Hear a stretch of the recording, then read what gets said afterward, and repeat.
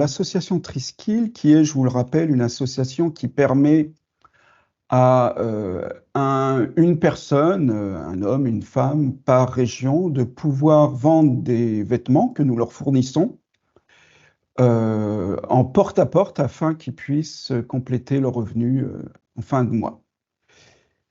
Ce tableau de bord utilise un indicateur que nous avons appelé l'efficacité. L'efficacité, je ne vais pas rentrer dans le détail, mais permet de voir quel est le taux de vente par rapport au nombre de portes sollicitées. On estime que pour que l'activité soit rentable, il faut que cette efficacité soit supérieure ou égale à 62%. Donc nous avons autant de vendeurs que de régions. Et ce graphique vous permet de voir que seuls 6 d'entre eux dépassent ce taux minimum de 62%. Et nous pouvons remarquer que les 6 personnes ont des efficacités qui sont comprises entre 62,03 et 63,42. Donc, de toute façon, aucun vendeur n'explose ce taux d'efficacité. Daniel Leroy, qui est entre guillemets le plus efficace de nos vendeurs, atteint 63,42%, ce qui n'est pas excessivement au-delà des 62% requis. Alors l'idée là, c'est d'observer le comportement de chacun de ces 6 vendeurs pour essayer de comprendre quels sont les éléments qui leur ont permis de dépasser ce seuil. Alors on va, à tout seigneur, tout honneur, on va commencer par regarder les performances de Daniel Leroy. Et je vais me rendre sur sa fiche. Voici sa fiche. On voit l'évolution donc de la totalité des produits vendus tout au long de ces 3 dernières années. On voit que, donc là, vous voyez les ventes par mois. On ne peut pas dire qu'il y a des périodes qui ont été plus propices que d'autres pour les ventes. En tout cas, en termes d'années, c'est relativement constant. Donc, ce n'est pas de ce côté-là qu'il faut qu'on recherche l'origine de son efficacité. Vous voyez, on confirme que c'est à 63,42%. Il a beaucoup travaillé, il a cogné aux portes 451 000 fois.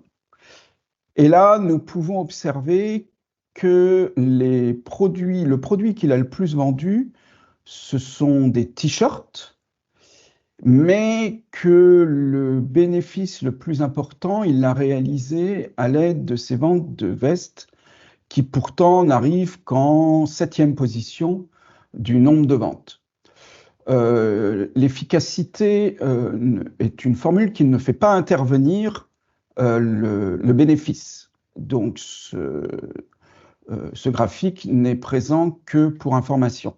Donc, c'est quand même important pour l'association, bien entendu,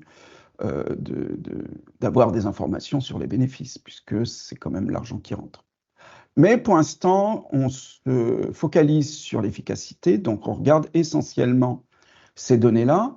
Et donc, on peut observer que le t-shirt arrive en premier, mais est-ce que si je me restreins à ce produit, est-ce que l'efficacité reste la même?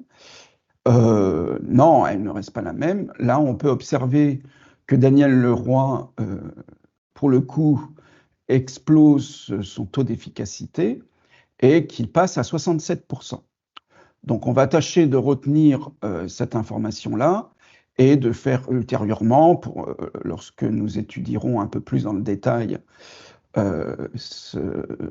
ces éléments, on retient que Daniel Leroy a été particulièrement efficace sur la question de vente de t-shirts.